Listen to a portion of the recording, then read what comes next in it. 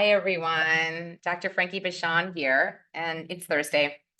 And I am here with you all to cover another important topic. But before I get into today's content, I want to say thank you to all of you who have subscribed to my channel, who continue to be a part of my community, supporting me in everything that I do, and sharing the work that I do. And I just am so grateful to you all because I couldn't be here if it weren't for you. And for those of you that are new to me, I want to encourage you to subscribe to my channel, share with anybody that loved ones, friends, family, people that might benefit from it. And if you want to learn more about me, I can just give you a brief snapshot. I'm a clinical psychologist. I have over 2 decades of experience. I'm a board certified sex therapist. I'm also the CEO and founder of Little Gay Book and Little Black Book Matchmaking. So if you are single, you should definitely get into our network. If you're queer, get into littlegaybook.com, that database. If you're looking to find a quality partner, somebody who's like-minded, somebody who has their shit together, like it's hard to find people like that on dating apps, and it's getting harder and harder. So if you want to hire us to help you find an amazing partner, I would say get in there, fill out a profile, click. There's multiple buttons where you can get an appointment with someone from my team to learn more about the process. And if you qualify, and if we can take you on as a client and help support you through the process. If you're straight, go to littleblackbookmatchmaking.com. And same thing applies there too. So yeah, thank you, everyone. I think I'm just about 17,000 subscribers. So looking forward to seeing if we can get that number to 18,000. I'll just keep plugging away and putting out content that is meaningful and helpful to you all. I just really listen to what you are asking for. And there's so many different topics that we need to consider and be aware of when engaging in interpersonal relationships. Like, we want to live healthier, happier lives. And part of that is knowing how to navigate relationships well, and also knowing how to take care of ourselves so that we can show up in our relationships in a really healthy way. And I am here to give you all the tools based on science, research. This is stuff that I have learned in the classroom over years. I continue to do continuing education as a practitioner. And then a lot of it too is just I continue to read on my own and learn and advance, and in the milieu with people, sitting face to face with couples and individuals and learning from them, and in my own life experience. So it's a confluence of things that help me deliver all of this knowledge and information to you that I am so glad you find helpful.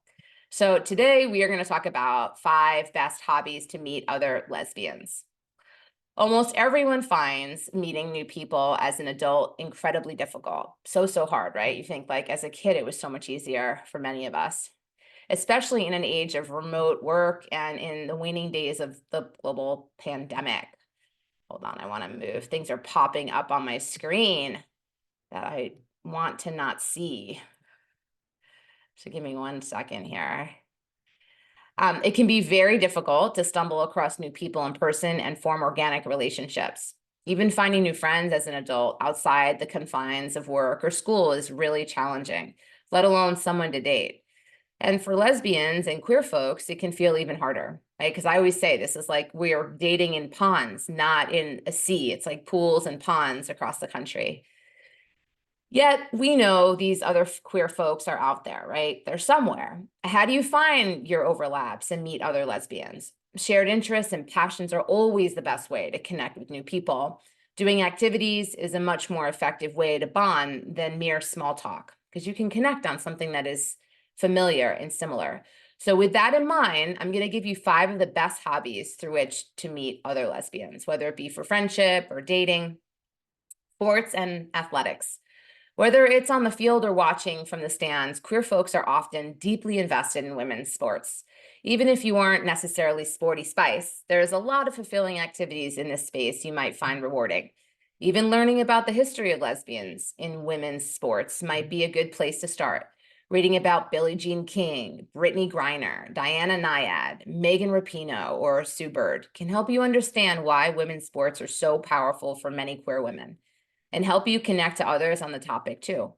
It's easier than it's ever been to catch a WNBA game or US women's national soccer team outing on regular TV programming today.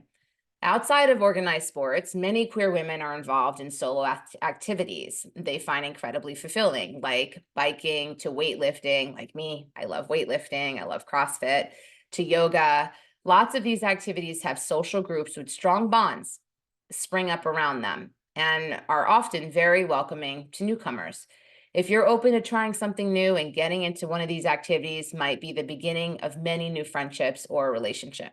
Like for me, with CrossFit and Olympic lifting, it's a community. You're so like, once you show up there, it's like, it's a community that is inclusive and welcoming, and they want to see you succeed. And they have barbecues, they have outings, they have all different things that they do a couple times a year. Some of them actually are very active weekly. And it's a way to meet new people and also take care of your physical health. And don't be afraid of, I know CrossFit has a bad rap. You have to make good choices for yourself. So, when you're there, just be careful, modify. You don't have to go all out, that sort of thing. And then you can be in the game for a long time and you can meet awesome people. So that was my way of continuing to grow my community. After you feel like you've gotten your bearings, you might try some of these activities. So I'm going to give you some suggestions. Checking out a local women's or lesbian sports bar. Not every city has one, but more than you think. And they're cropping up more and more post-pandemic, which is really exciting. For a while there, I was worried that they were all disappearing, and it felt that way. And I think it really was happening. But now we're coming back. Attending a WNBA game or local women's soccer league in your area. That's actually how I met my first partner, is through a community. That's in San Francisco, a soccer league. So definitely get out there, and you can be any age. We had people back then in the soccer league that were like in their late 40s, 50s. So definitely check it out. Joining a rec league in your community. These range from very casual and low-key, like queer kickball leagues, to fairly serious and competitive soccer or rugby leagues. Hosting a watch party for a major sporting event like the women's college basketball finals, and suggesting all your friends bring friends or acquaintances. Participating in a fantasy league with other queer women. They're often easy to participate in without much sports knowledge, actually. Joining a queer-friendly gym, yoga studio, or fitness class, or a sports experience through community education. Showing up to an organized group, bike ride, or cycle, or fun run, often free and advertised on Instagram or Meetup. Activism and organizing. It's no surprise queer women are often at the forefront of organizing around social change as a group who's been multiply oppressed throughout history. Lesbians aren't just found in LGBTQ organizing spaces, however. We live full lives and understand that our experiences are all interconnected. So going to a housing rights town hall, local PTA meeting, or city council public comment session are all likely to help you meet other queer women out in the world. Many of us don't necessarily think of ourselves as activists or want to be one, for that matter, but most of us do feel we're invested in our communities and how they're run, which is all organizing. Think about what you feel passionate about in your day-to-day life, or where you'd like to see change. Safer bike lanes in your city, cleaner streets and rivers without pollution, longer breaks and sick days at your job. Odds are good there are other queer women who agree with you, right? Some of the places you could meet them are your local Friends of the Library organization, or attending a library board meeting open to the public, a city or town council meeting open to the public, local meetings organized around cleaning up parks or green spaces, bake sales or markets for a cause, protests, marches, or actions for causes you care about, a union meeting for your job or tenants union meeting for your place of residence, volunteering for the campaign of a candidate you support, knocking on doors or phone banking to get out the vote. Don't see the organizing space you'd like to be a part of? I haven't mentioned one that resonates for you. Consider being the one to start one, right? So you can always create one. Crafts and maker spaces. One loving stereotype of lesbians imagines us as crunchy homesteaders living off the land, making our own jam and preserves, foraging for flax to spin into linen for our clothes. While most of us do prefer living with electricity and running water, I know I certainly do, it's true that we're often crafty, resourceful, and self-sufficient. Think of the image of a handy butch wearing a tool belt and work boots. Many of us do, in fact, work in the trades or adjacent to them. Whether you're already adept at making chainsaw sculptures or you're thinking about getting your feet wet for the first time, I'm going to share some options you might consider checking out. A community ed class on woodworking, ceramics, and stained glass art, watercolor, hosting a wine and paint night, or air dried clay, or jewelry making night, asking friends to bring friends. That's always really helpful. Taking a carpentry or home repair class at your local hardware store or Home Depot. Joining a community tool library or a maker space. Attending a maker or crafts fair. Outdoors and gardening. Many queer women feel a great kinship with nature and the outdoors. You're apt to find us camping, spending weekends at outdoor music festivals, or growing enough backyard vegetables to feed a small army. Think of a Subaru full of camping gear and hiking equipment, taking a winding road up into the mountains for the weekend. Even if you aren't historically outdoorsy, there's likely plenty of you can do in your area that will be both accessible and put you in touch with a wide range of new and interesting queer women. Even in cities or urban areas, many outdoor devotees have worked to make a wide range of resources and activities available, and you're welcome to take advantage of them. And these could look like getting a spot with a community garden or orchard, looking on meetup.com for organized local hikes or nature walks, joining a beginner's birding group, a membership in your local conservation organization or co-op, researching local geocaching leagues. Geek culture and fandom. One of many great things about queer women and lesbians is that we often know ourselves very, very well and are unafraid of others' perceptions of us or conforming to a norm. So it's no surprise that we're often loud and proud about our geeky and nerdy interests, especially as representation of queer women characters becomes more mainstream in pop culture. Many queer women become deeply invested in their favorite pop culture properties and build deep friendships or even relationships with other women who are as well. Not sure how to get into fandom or what might be a fit for you? Although there are plenty of geek community experiences in real life, the internet is often a good place to start. Are there blogs, Discord communities, fandom Instagram accounts, or fan fiction groups dedicated to your favorite TV shows, video games, or books?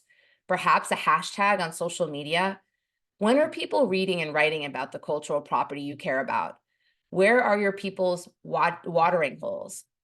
Once you find this, you can try attending watch parties in person or online for properties you care about, joining a Discord or subreddit for your interests and participating in those conversations, going to conventions like Comic-Con or Geek Fest, reading or writing fan fiction and following creators in the space of social media, trying out game nights in your area for board games or TTRPGs, looking on local message boards or social media for people looking to form gaming groups or play TTRPGs in person. There are several books I want to recommend for you all, and this will all be in the notes below. Strong Women, Deep Closets, Lesbians and Homophobia in Sport. Let This Radicalize You, Organizing and the Revolution of Reciprocal Care, The Making It Guide to Crafting, Surviving the Great Outdoors, Everything You Need to Know Before Heading into the Wild, and How to Get Back in One Piece, Geek Feminist Revolution. All right, everyone. So I hope you found this helpful. I know I get the question again and again and again over these years about how do I meet lesbians? Where can I find them? Where can I find like-minded women who have similar interests? And this is an all-encompassing, I have thrown in every single possibility. There's probably still some that we couldn't think of. So good luck and let us know how it goes. Post comments, questions. I like to answer them. And thank you all. Thank you so much for being here with me today. And I look forward to seeing you all next week. Kisses, hugs. See you later.